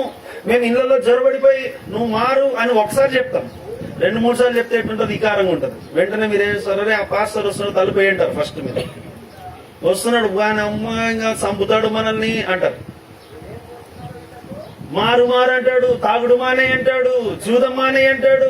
వద్దురనైనా ఈయనతో మనకెందుకు వచ్చిన గొడవ, కలిపేయి, లేదా దుప్పటి కప్పుకొని పడుకుంటాం మనం. అర్థమైంది కదా నేను చెప్పేది? కాకపోతే మరి ఆ పని ఎవరు ముగించాలి? ఆ పని నువ్వే ముగించాలి. అర్థమైందా? కోత ఎంతో విస్తారంగా ఉందంటే ఊరికే పోయి మనం ఎప్పుడు ఎంత పనికి మాలం అంటే, మనము సువార్త అంటే ఎవరికి అనుకుంటాం తెలుసా? క్రైస్తవేతరులకు మాత్రమే సువార్త అనుకుంటాం. అర్థమైంది కదా? నేనేమన్నాను? క్రైస్తవుడు అనబడేవాడు ఎవరంటమ్మా? ఎవరు క్రైస్తవుడు? గట్టిగా అందరూ చెప్పాలి. ఎవరిని క్రైస్తవులు అంటారు? క్రీస్తు రక్తములో కడగబడి క్రీస్తు రక్షణను అంగీకరించిన వారు క్రైస్తవులు. అంటే మీ ఇంట్లో 10 మంది ఉండి 5 మంది క్రీస్తును అంగీకరించినట్లయితే ఆ మిగతా 5 మంది ఎవరు? క్రైస్తవేతరులు. వాళ్ళకి ఏం కావాలా? సువార్త కావాలా? ఈ సువార్త వాళ్ళకి ఎవరు ప్రకటిస్తారు? జీవనంలో ప్రకటించలేడు వచ్చి మీ ఇళ్లకు. ఎవరు ప్రకటించాలా? చేతులెత్తాలి. నేనే. ఎవరు? నేనే. అది కోత విస్తారంగా ఉండడం అంటే ఊరికి ఎంతసేపు ఉన్నా ఆ అన్య మతస్థుల దగ్గర పోవాలా, వాళ్ళ కాడ వాక్యం చెప్పాలా, వాళ్ళకి సువార్త చెప్పాలా. వాళ్ళదంతా వేరే గుంపు, అదంతా ఉంది ఒకటి. అసలు గుంపు మన దగ్గర మనం ఉన్నాం. ఇంకా మన కుటుంబాల్లోనే రక్షణ సంపూర్ణంగా లేదు. దేవుని బిడ్డలారా, ఒక్క చిన్న మాట నేను చెప్పి ముందుకు పోతా. మీ యొక్క గృహములో మామూలుగా ఎంతమందికి పస్కా పండుగ గురించి ఐడియా ఉంది? అంటే ఐడియా అంటే ఊకే పైన మాత్రమే. అంటే పస్కా పశువును వారు వధించిన తర్వాత దాన్ని ఏం చేశారు? ఈ గుమ్మాలకు వాళ్ళు దాని రక్తాన్ని పూసారు. ఎందుకు పూసారంటే వాళ్ళ ఆ గుమ్మము మీద ఆ రక్తము ఉన్నటువంటి ఆ గుమ్మము లోపల ఉన్నటువంటి వారందరికీ కూడా ఏం కలగదు? మరణము. ఇప్పుడు ఒక ప్రశ్న ఏమంటారా? ఈ రక్తము పూయబడటం అంటే అర్థం ఏంటి? దాని అర్థం ఏంటంటే ఈ ఇంటి మీద రక్తము పూయబడిందంటే అప్పుడు, అది అప్పుడు ఎప్పుడు? యూదుల కాలంలో. మరి ఇప్పుడు ఏ రక్తం పూసుకుంటున్నాం మనము? కరెక్టే కదా? ఇప్పుడు ఏ రక్తం పూసుకుంటున్నాం మనము? మనం ఇళ్ళకి రక్తం పూసుకుంటున్నామా ఏమన్నా? మరి ఎట్టా? ఇళ్ళలో ఉన్నటువంటి వారందరూ, తల్లి, పిల్ల, భార్య, భర్త, అత్త, మామ, సహోదరులు, ప్రతి ఒక్కళ్ళు కూడా ఏముండాలంట? వారందరి మీద యేసు రక్తము వారి మీద ఉండాలి. దేవునికి స్తోత్రం. హల్లెలూయా. జాగ్రత్త గుర్తుపెట్టుకోండి. జాగ్రత్త గుర్తుపెట్టుకోవాల్సిన విషయం ఇది. మీ ఇంటి మీదంతా ఏముండాలి? యేసు రక్తం ఉండాలి. యేసు రక్తం ఉండడం అంటే అర్థం ఏంటి? ఇల్లంతా అందరూ కూడా మారు మనస్సు పొంది రక్షింపబడిన వారై ఉండాలి. అప్పుడు మీ ఇంటి మీద నుంచి ఏం దాటిపోతుంది? మరణం దాటిపోతుంది. మనం పాట పాడతాం. ఏమని పాట పాడతాము? రాత్రి వేళ భయముకైనను, పగటి వేళ బాణమైనను, రోగము నన్నేమి చేయదు, నా గుడారము సమీపించదు. లేనే లేరయ్యా వేరే ఆధారం, నా దుర్గమా, నా శైలమా. లేనే లేరయ్యా వేరే ఆధారం, నా శృంగమా, నా కేడమా. ఆరాధన ఆరాధన పడదాం కలిసి. నా తండ్రికే ఆరాధన, ఆరాధన ఆరాధన, యేసునికే ఆరాధన. ఆరాధన ఆరాధన, నా తండ్రికే ఆరాధన, ఆరాధన ఆరాధన, యేసునికే ఆరాధన. వెంటగాని ఊరిలో నుండి నా ప్రాణాన్ని రక్షించవు, బలమైన రెక్కల కింద నాకు ఆశ్రయం ఇచ్చావు. ఏమంటా? వేటగాని ఊరిలో నుండి నా ప్రాణాన్ని. ఎవడా వేటగాడు? అపవాది అయిన సాతాను. అపవాది అయిన సాతాను నువ్వు ఎప్పుడు రక్షించబడతావు? నువ్వు అలా రక్షించబడాలి అంటే ఏం చేయాలి? నువ్వు యేసు ప్రభుని రక్షకునిగా అంగీకరించాలి. నీవు నీ నీ యొక్క గృహములో, నీ ఇంటిలో రక్షణ లేకుండా, రక్షణ అనేది లేకుండా ఏమి లేదు? దేవుని కాపుదల లేదు. రక్షణ అనేది లేకుండా ఏమి లేదు? దేవుని పోషణ లేదు. రక్షణ అనేది లేకుండా ఏమి లేదు? దేవుడిచ్చేటువంటి ఆశీర్వాదము లేదు. అన్నిటికీ ద్వారము ఏంటంట? రక్షణ. అంతవరకు నువ్వు ఏమైనా అనుభవిస్తుండొచ్చు, దానివల్ల నీకు సంతోషం కలగదు. దేవుని బిడ్డారా, ఒకప్పుడు ఏ మాత్రం కూడా ఆలోచించకుండా డబ్బులు ఇట్లా సల్లుకుంటా మా అమ్మ నాన్నని ఎట్లా ఒకటి డబ్బులు అడిగి నేను సినిమాలకు, షికారులకు, మా ఫ్రెండ్లు మళ్ళీ నాతో పాటు మా ఫ్రెండ్స్ ఉంటే ఆ ఫ్రెండ్స్ లో కూడా వాళ్ళ ఇంట్లో వాళ్ళ అమ్మ డబ్బులు ఇయ్యారంటే వాళ్ళకు కూడా సినిమా టికెట్లు పెట్టి, వాళ్ళకు కూడా సమోసాలు కొనిచ్చి, వాళ్ళకు కూడా ఇవన్నీ చేస్తూ అసలు రోజుకి 30 రూపాయలు ఇస్తే మళ్ళీ ఇంకా ఫ్రెండ్స్ ఎవడోడు వాడిని వీళ్ళందరినీ కనుక్కొని అందరిని అడుక్కొని రోజుకు ఒక 500 ఖర్చు పెట్టేటోళ్ళు. రోజుకు ఒక 500 ఖర్చు పెడితే కానీ నిద్రపోయేది కానీ కాదు. నేను రోజుకు ఒక 500, ఆ 500 ఖర్చు పెట్టి మొత్తం అందరికి సినిమా చూపించి, అందరికి మంచిగా వాళ్ళందరికీ తినిపించి, మందు అట్లాంటి అలవాటు అయితే లేవు. పిచ్చి సినిమాలు పిచ్చి ఉండేది. రోజు ఒక సినిమా చూసుకుంటే వెళ్ళిపోవడం, ఫ్రెండ్స్ తో పాటు వెళ్ళిపోవడం. ఎంత బీటెక్ కాలేజీలో చదివినా ఆ కాలేజ్ నుంచి అట్టే సినిమా థియేటర్కి వెళ్ళిపోవడం బంక్ కొట్టి. ఇవన్నీ చేసుకుంటా డబ్బులు ఇట్లా చల్లుతా ఉన్నప్పుడు అంతా ఇది అనిపించింది, అయిపోయింది సినిమా అయిపోయింది. మళ్ళా మరుసటి రోజు కామన్. ఆ ఆశ తీరలా, ఆ సంతోషం ఇంకా సంతృప్తి కలగక మళ్ళీ రోజు డబ్బులు. అట్లాంటి నేను ఈ రోజు, మీరు నమ్ముతారో నమ్మరో, ఇక్కడికి రావడానికి కూడా నాకు ఫస్ట్ కారుకి పెట్రోల్కి కూడా లేకుండా ఆరాధన అయిపోయింది. కానుక వచ్చింది. కానుక వస్తే కానుక డబ్బులు తీసుకొని ఒక 500 పెట్రోల్ కొట్టించుకొని వచ్చిన ఇడికి. అప్పుడు సినిమాల కోసం ఇట్లా చల్లినప్పుడు నాకేం అనిపిలా. ఇప్పుడు ఆ 500 దొరికి పెట్రోల్ కొట్టించుకొని నేను ఇప్పుడు ఇక్కడ పలానా చోటికి వాక్యం చెప్పడానికి వెళ్తున్నానంటే ఇది ఇంకా సంతృప్తినిస్తుంది. అర్థమవుతుందని నేను చెప్పేది? నువ్వు ఆతురత పడాలి. అప్పుడు నాకు దేవుడు అనగా ఏమి తెలియదు, యేసు ప్రభు అంటే ఏమి సరిగా తెలియదు. మా అమ్మా నాయనలు చాలా మంచి విశ్వాసులు, మా నాన్న వాళ్ళు ఇంకా పెద్ద విశ్వాసులు. వాళ్ళ దగ్గర నేనున్నా. మళ్ళీ ఇంకో మాట చెప్తాను, ఇట్లా వాయిద్యాలు వాయించుకుంటూ పాటలు కూడా పాడుతూ ఉన్నా. ఇవన్నీ తలాంతులు ఉన్నాయి. అన్ని ఉన్నా కూడా యేసు ప్రభుని రక్షకునిగా అంగీకరించనంత వరకు కూడా నా జీవితంలో ఎన్ని చేసినా కూడా నాకంటూ అది ఆశీర్వాదకరముగా కానీ, సంతోషకరము కానీ, సంతృప్తికరం కానీ లేవు. కానీ ఎప్పుడైతే యేసు ప్రభుని అంగీకరించినానో, నేను ఒక పాట పాడితే 1000 మంది జనాలు వాళ్ళందరూ కన్నీళ్లు పెట్టుకొని దేవుని సన్నిధిలో హృదయాన్ని కుమ్మరించి దేవుని దగ్గర వారు పశ్చాత్తాపడి వారు మారు మనసు పొందుతున్నారు. ఒక్క పాటకే. కారణం ఏంటంటే మార్పు నొందిన తర్వాత నేను ఒక్కనే కాదు, నాలో ఎవరున్నారు? ఇప్పుడు నాలో జీవించినది క్రీస్తే. ఆమేన్, హల్లెలూయా. ఈరోజు మీ హృదయాల్లో కూడా ఎందుకు నేను ఈ మాట చెప్తున్నానంటే, చాలా మంది ఇంకా వెనకడుగు వేస్తూ ఉంటారు. నాకెందుకు రక్షణ, నాకెందుకు బాప్తిస్మము, నాకంటూ ఏం అవసరం ఉంది?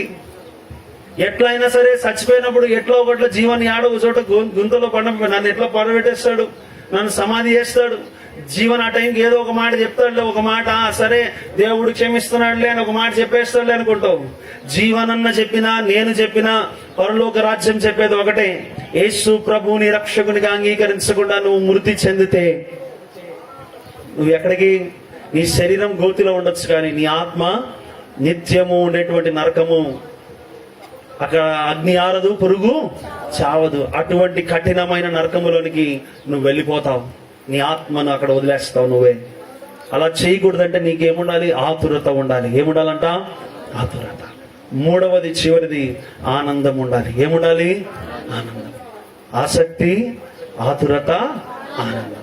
ఆనందం ఎప్పుడు వేస్తుందండి? మన ఇంట్లో ఎవరైనా శుభకార్యం జరిగింది అనుకోండి, ఇది మనది అనుకుంటే మనకు ఆనందం వేస్తున్నాం, అవునా కదా? అందరి విషయాలు ఆనందపడం మనం. మన వాళ్ళది అన్నప్పుడు మనకు ఎక్కువ ఆనందం వేస్తుంది. ఇంకా ఎక్కువ వేడుక చేసుకుంటాం, మన పాపరా, మనోడరా అని. ఇప్పుడు దేవుని విషయాలు కూడా అంతే, ఆనందముతో. అందుకే కీర్తనకారుడు అంటాడు, మొదటి కీర్తన మొదటి ఆ చరణాల్లో అంటాడు కదా, దివారాత్రములు ఏం చేస్తాడంట? ఆనందించచ్చు. ధ్యానించడం కాదు, దాని ముందు ఒక పదం ఉంటుంది. ఏముంటది? ఆనందించచ్చు, ధ్యానించువాడు. దివారాత్రములు దేవుని వాక్యమందు ఆనందించుచు ధ్యానించేవారు, దివారాత్రములు దేవుని సన్నిధిని ఆనందించగలిగిన వారు, కష్టాలు, నష్టాలు, వ్యాధులు, బాధలు, ఇబ్బందులు, అవమానాలు ఎదురైనా సరే పౌలు భక్తుడు చెప్పినట్లుగా ఎల్లప్పుడూ ఆనందించుడి, మరలా చెప్పుదును ఆనందించుడి అన్నట్లుగా అన్ని వేళలా ఆనందించగలిగిన వారు మాత్రమే, వారికి మాత్రమే పరలోక రాజ్యం చేర్చబడేటువంటి అవకాశం ఉన్నది. నీవు ఈరోజు ఒకవేళ బాగుందనుకోండి, జీవన మంచోడు, ప్రార్థనాలయం మంచి సంఘము, దేవుడు యేసుప్రభు మంచోడు. మీకు ఏదైనా కీడు జరిగింది అనుకోండి, ఏమి కీడునైనా ప్రార్థనాలయం పోతే ప్రార్థన చేసుకుంటే మేలు జరుగుతాయంటే మేలు జరగల, జీవన అన్ని వాక్యాలు చెప్పా ఆయన ప్రార్థన చేసా ఏమినైనా, యేసుప్రభు అసలు దేవుడేనా, నాకెందుకు కష్టం తెచ్చినాడు. నువ్వు ఎప్పుడైతే ఆ మాటలు అనుకుంటావో, నేను దేవుని దగ్గరకు వస్తున్నా కదా నాకు కష్టాలు ఎందుకు వచ్చినాయి అనుకుంటావో నువ్వు పోయినట్టే. నువ్వు దేవుని దగ్గరకు వచ్చినా నీకు ఇంకా చెప్పాలంటే కష్టాలు ఇంకా ఎక్కువైతాయి. ఎందుకు ఎక్కువైతాయి అంటే నువ్వు స్పెషల్ టార్గెట్. ఎవరికి? అపవాదికి. నువ్వు అపవాదికి స్పెషల్ టార్గెట్. ఇప్పుడు నువ్వు అంతవరకు ఊరికి అప్పుడప్పుడు నీతో ఆడుకుంటా ఉన్నాడు, ఇప్పుడు నువ్వే టార్గెట్. నీ మీదనే వాని దృష్టి. వాడు ఎప్పుడు నిన్ను పడగొట్టాలని చూస్తాడు, ఎప్పుడు నిన్ను గాయపరచాలని చూస్తాడు, ఎప్పుడు నిన్ను అవమానాల పాలు చేయాలని చూస్తాడు, ఎప్పుడు నిన్ను ఒంటరి వాడిగా చేయాలని చూస్తాడు. కానీ నువ్వు చేయాల్సిన పని ఏంటంటే వాడు శోధించిన ప్రతిసారి కూడా నువ్వు నిలబడాలి దేవుని సన్నిధిలో, దేవుని కొరకు. ప్రభువా నీవున్నావు నాకు.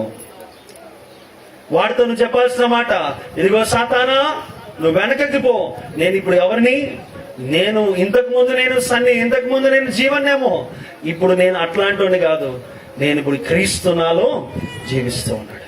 నువ్వు శ్రమలు పెడతావా పెట్టుకో, నిందలు పాలు చేస్తావా నిందలు పాలు చేసుకో, నువ్వు నాకు అన్నం లేకుండా చేస్తావా చేసుకో, ఏదైనా చేసుకో, కానీ నేను మాత్రం ఆనందించడము మానే. ఆ మాట ఎక్కడన్నాడో తెలుసా పౌలు భక్తుడు?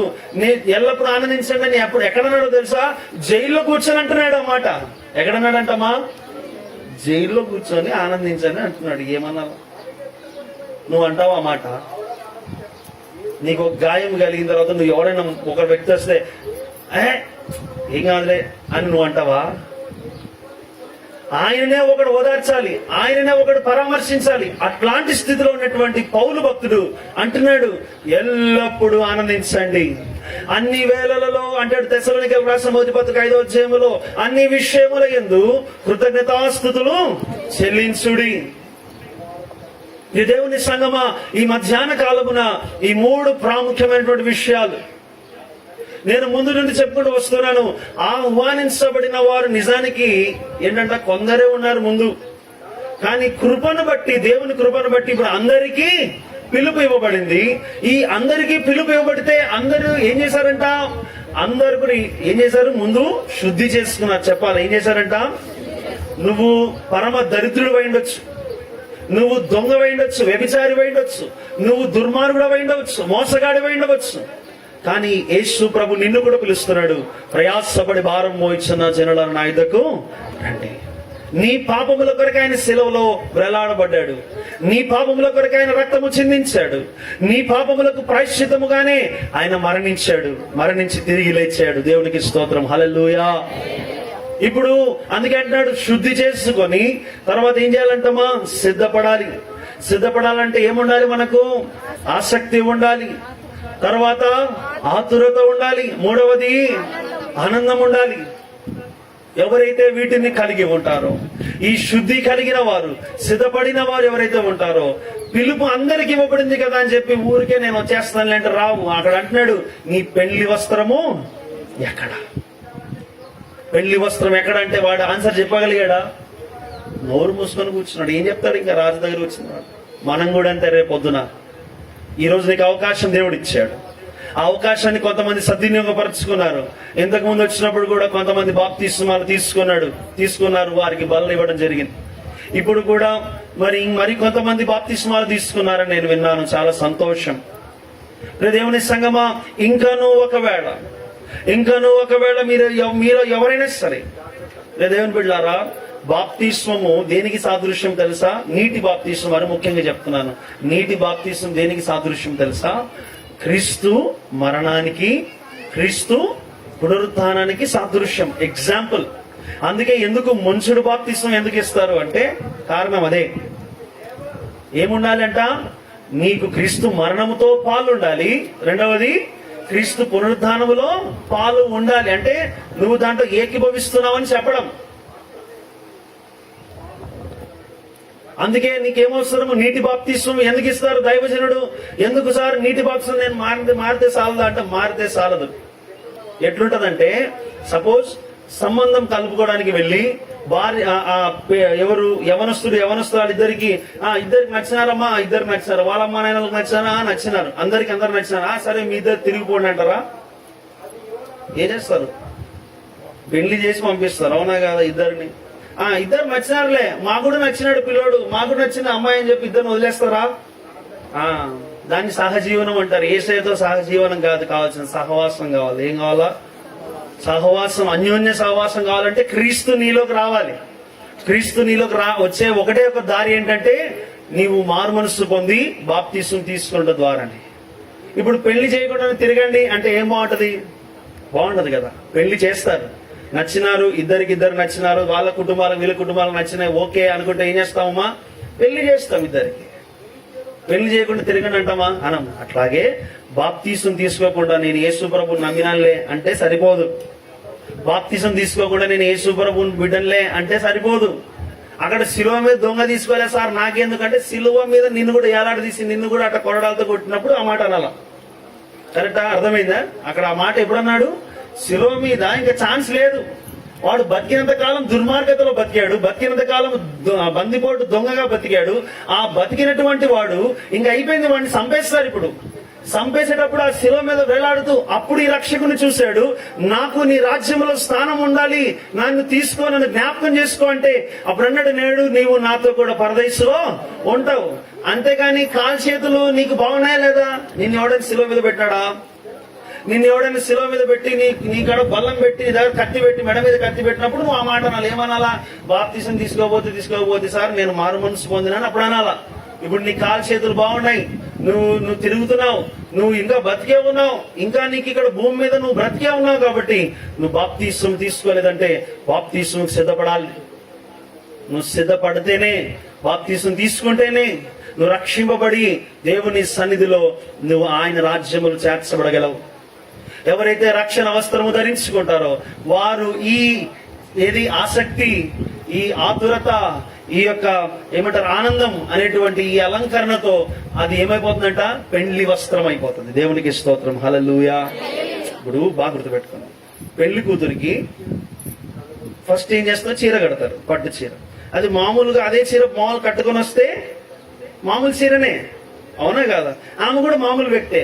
మరి అదే పట్టు చీర మనం కట్టుకుంటే మనం పెళ్లి కూతురు అయిపోతున్నామా?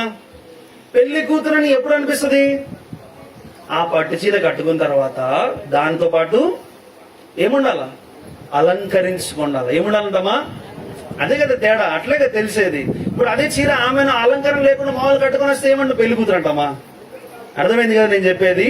అంటే ఇప్పుడు రక్షణ అనేటువంటి ఈ వస్త్రము నువ్వు ధరించుకున్న తర్వాత నీకు దేవుని కార్యాల పట్ల, దేవుని పట్ల ఆసక్తి పెరగాల, దేవుని రాజ్యం కొరకు నువ్వు ఆతురత పడాలా, త్వరపడాలా, సిద్ధపడాలా, నువ్వు దేవుని పని కొరకు సిద్ధపడాలా, తర్వాత దేవునిలో ఆనందించడం నేర్చుకోవాలా. ఇదంతా ఏమైతుంది? మనకు అలంకరణ. ఈ అలంకరణ అయిపోయి ఏమైపోతాం తెలుసా? ఇప్పుడు మనం ఎలా మార్చబడుతున్నామంట? ఈ రక్షణ వస్త్రం ధరించుకుని మనము పెళ్లి వస్త్రముగా ఇదంతా కనపడదు. చీర ఒకటే, అర్థమవుతుంది నేను చెప్పేది? చీర ఒకటే.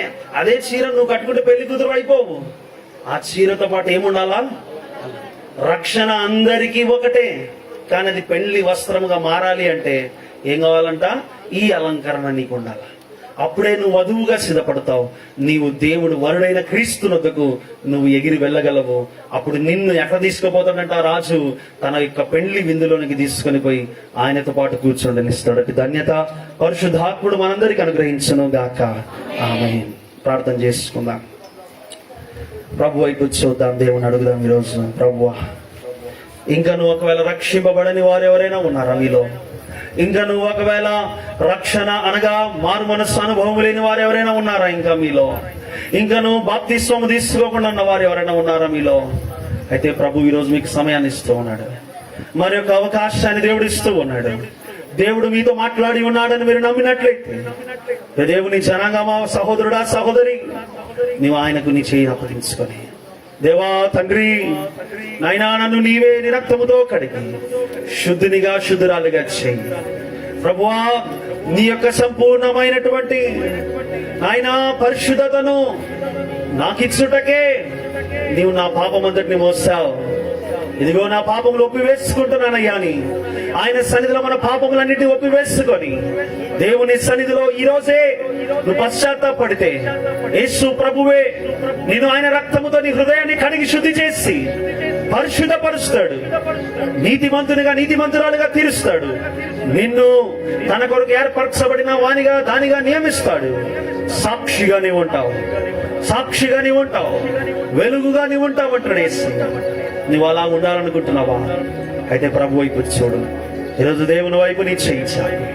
దేవా ఇదిగో నన్ను రక్షించు ప్రభా, నీ వెలుగులో నన్ను నడిపించయ్యా అని అడుగు. దేవుని అడుగు. ఇదిగో నీవు ఒకవేళ రక్షింపబడినావా, నువ్వు శుద్ధి చేసుకున్నావా, బాప్తిసం ద్వారా శుద్ధి చేయబడినావా? నువ్వు అలా శుద్ధి చేయబడినట్లయితే నీకు అలంకరణ కావాలి, నువ్వు అలంకరించుకోవాలి. ఆసక్తి ఉండాలి దేవుని పట్ల, దేవుని సన్నిధి పట్ల, దేవుని కార్యముల పట్ల, దేవుని వాక్యం పట్ల. ఇదిగో నీకు ఆతరత ఉండాలి, త్వరపడాలి, సిద్ధపడాలి, అనేకులు సిద్ధపరచాలి. నువ్వు ఇదిగో యేసు ప్రభు త్వరగా వచ్చుచున్నాడు అని సిద్ధపరచాలి. నీవు ఆనందించాలి, శ్రమలలో ఆనందించాలి, ఏమీ లేకపోయినా ఆనందించాలి దేవునిలో. అట్టి స్థితి నీలో ఉంటే, అలాగ నువ్వు అలంకరించబడితే నువ్వు పెండ్లి వధువుగా సిద్ధపడతావు. పెండ్లి వధువుగా సిద్ధపడిన వారే పరలోక రాజ్యమునకు చేర్చబడగలరు. ఎందుకంటే రానయ్యున్న వరుడైన యేసు ప్రభువు ఆయన వధువు కొరకే వస్తున్నాడు మధ్యాకాశములో. నువ్వు సిద్ధపడుతున్నావా? సిద్ధపడినట్లయితే దేవుని సన్నిధిలో అడుగు, ప్రభువా నీ వచ్చు దినమునకు నేను ఎగిరి వచ్చినట్లుగా నన్ను అలంకరించు తండ్రి అని దేవుని అడుగుతావు. ప్రార్థన చేసుకుంటాం. మహోన్నతుడమైన మా గొప్ప దేవ, మహాశక్తిమంతుడమైన గొప్ప తండ్రి, మీ ఉన్నతమైన సజీవమైన నామమునకు అనేక వందనములు స్తోత్రములు చెల్లిస్తూ ఉన్నాను ప్రభువా. ఈ మధ్యాహ్న కాలమున నీ సంఘముతో కలిసి విలువైన మాటలు ధ్యానించుటకు కృపనిచ్చిన దేవా మీకు స్తోత్రములు. నిజమే, నిజానికి పరలోక రాజ్యము నాయనా తండ్రి, ఆ రాజ్యం పిలుపు అర్హత కొంతమందికే ఉండేది. వారు పాత్రులుగా వాళ్ళు ఉండలేకపోయారు. అందుకే మీ కృప ద్వారా మా అందరికీ ఇచ్చారు పిలుపు. ఇదిగో ఈ రక్షణ పిలుపును మా అందరికీ ఇచ్చారు. మీకు స్తోత్రములు ప్రభువా. రక్షింపబడిన మేము కేవలము నాయనా మీ కృపను బట్టి రక్షింపబడి ఉన్నాం, మా క్రియలను బట్టి కాదు అని మేము తెలుసుకొనిస్తున్నాం దేవా. పరలోక రాజ్యమునకు విందునకు చేర్చబడాలి అంటే శుద్ధి చేయబడాలి, మీ రక్తంలో కడగబడాలి తండ్రి. మేము సిద్ధపడాలి, ఆసక్తితో సిద్ధపడాలి, ఆతురతతో సిద్ధపడాలి, ఆనందముగా సిద్ధపడాలి. అట్టి కృప మాకు దయచేయండి. మీరే ఈ మాటలు మా అందరి హృదయంలో ఫలింపచేయమని బాప్తిస్మము తీసుకొని నాయన సంఘములో మీ రక్షణలో చేర్చబడిన బిడ్డలను బట్టి మీకు వందనములు. ఇదిగో నాయన ఈ దినము బల్లారాధన జరగనై ఉండగా బిడ్డలందరినీ మీ ఆత్మ చేత అభిషేకించండి, మమ్మల్ని మరుగుపరచండి. మీ హస్తముతో మీరే వారికి భోజనమును వడ్డించి మీ ఆత్మ చేత వారిని నింపమని, శరీర రక్తముల బలమునిచ్చి మీ అభిషేకము బలమునిచ్చి కృపావరములతో నింపి ఆత్మ ఫలములను అందరికీ ప్రచురింపజేస్తూ మీ సన్నిధిలో అందరినీ రక్షణలోనికి నడిపించేటువంటి సాధనాలుగా వాడుకొనుమని నాయన దాసుని, సంఘాన్ని, కుటుంబాన్ని దీవించు, పరిచయం విస్తరింపజేసి మీ నామమునకు మహిమ తెచ్చుకొనుమని మా ప్రభువును రక్షకుడై మా కొరకు వచ్చుచున్న యేసు శక్తి గల నామమున అడిగి వేడుకొనుచున్నాం పరమ తండ్రి. ఆమేన్.